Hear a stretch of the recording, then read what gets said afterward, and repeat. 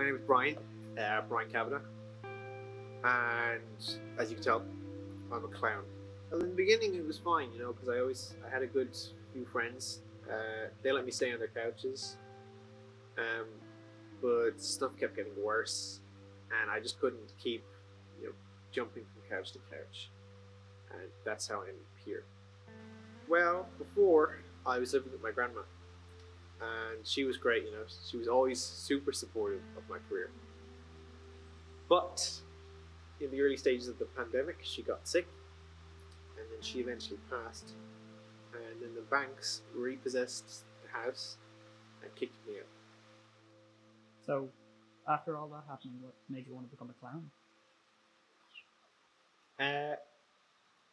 Well, for as long as I can remember, I always admired the real classical comedians, Buster Keaton, Charlie Chaplin, and they never failed to make me laugh. What about your parents? You couldn't have gone back to stay with them? No. My parents died in a car crash when I was young. That's how I ended up living with my grandmother.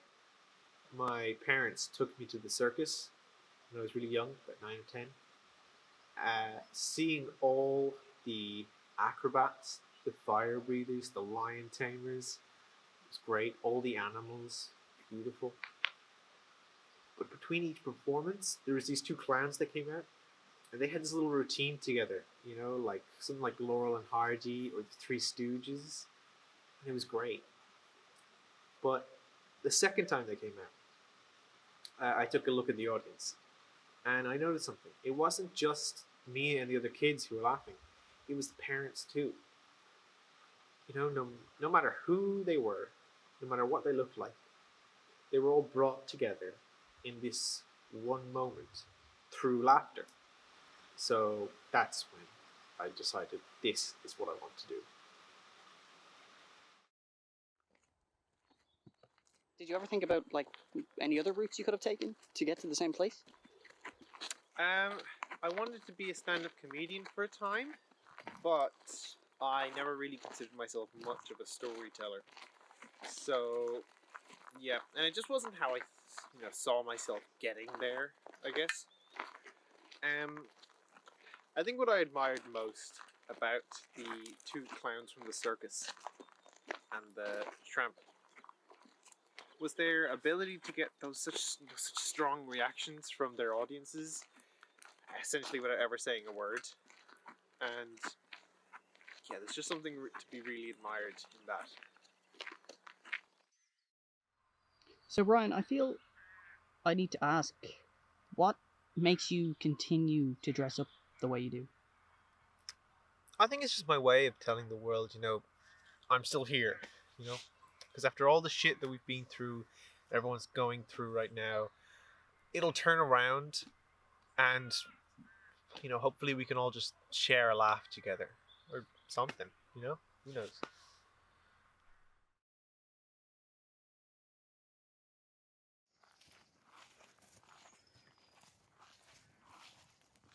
Yeah, things really just kind of took off shortly after the last time we spoke. Yeah. I was fucking starving. I hadn't eaten in something like 3 days, something crazy like that. And so I went round. I called to my friends, and thankfully, he had me for dinner. And then after dinner, he gave me a €20 note. I go down to the closest shop, get food, I have some change left over, and I just thought, fuck it, lotto ticket, Wait, so you're telling me you won the lottery?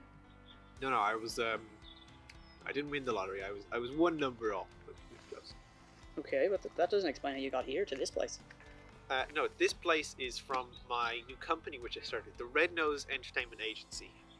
See, turns out there was actually a lot of people like me, party entertainers, clowns, princesses, what have you, that were about to lose their jobs, about to lose their homes, thrown onto the streets, no food.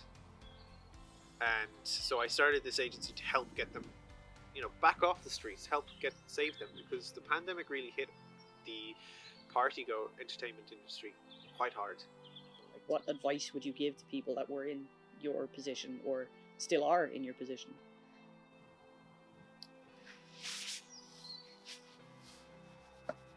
I think what I'll say is, if you're a party entertainer, whatever it may be, clown, princess, SpongeBob impersonator, Scooby-Doo impersonator, knife thrower, juggler, maybe you work with animals. Keep at it. Keep going. You know, keep trying to bring love and laughter to this very frightened world. And if you ever need help, the Red Nose Entertainment Agency will always be there to pick you off your feet.